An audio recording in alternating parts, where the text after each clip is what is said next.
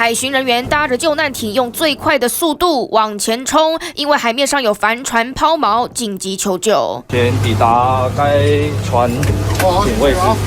大风一阵一阵的吹，抛锚的帆船随着海浪不断上下剧烈晃动，总共有16个人受困，有2名是船员。大伙儿抓着栏杆，一个一个跳上救难艇，相当惊险。一个来，慢慢来，慢慢来。来，等一下，坐好，等一下。来，船高过去。没关系，等一下，慢慢。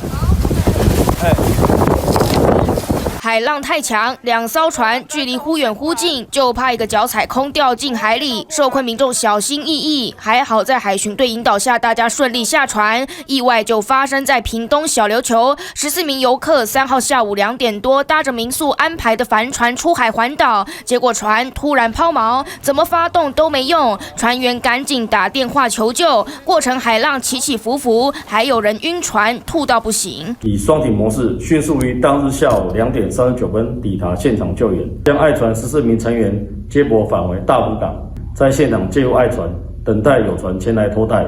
春节假期跟亲友到小琉球玩，搭船环岛，结果碰到抛锚小插曲，甚至在船上晕到吐。有游客就说：“这会不会太幸运啦？应该要去买大乐透吧。” TVBS 新闻叶凤达屏东报道。祝福大家2022做每件事都像猛虎出闸，一出手成功就到手。祝福大家新的一年面临所有挑战都能有猛虎的气势，事事顺利。2022，跟我一起伸出虎爪，制霸世界。茄子蛋、五间情、高尔宣19组大咖亲笔祝福，快上 TVBS 官网抢啊！